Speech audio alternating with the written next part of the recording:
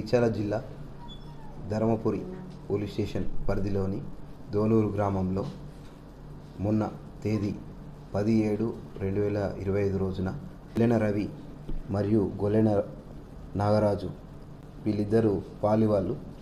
వీళ్ళ ఇల్లు పక్కపక్కన ఉంటాయి, గొల్లెన రవి మరియు నాగరాజు.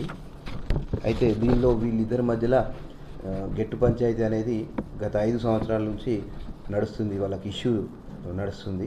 ఈ డిస్కషన్లో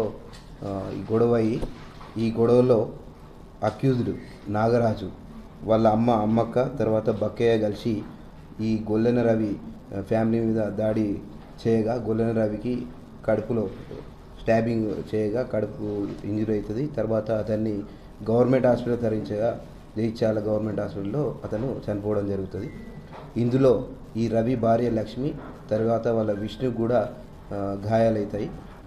ఈ రోజున అక్యూజ్డ్ నాగరాజు తర్వాత వాళ్ళ అమ్మక్క తర్వాత వాళ్ళ ఫాదర్ బక్కయ్య ముగ్గురిని ఈరోజు అరెస్ట్ చేసి వారి వద్ద నుంచి కత్తిని తర్వాత ఇటుకలను స్వాధీనం చేసుకొని ఈరోజుకు రిమాండ్ తరలించడం జరుగుతుంది.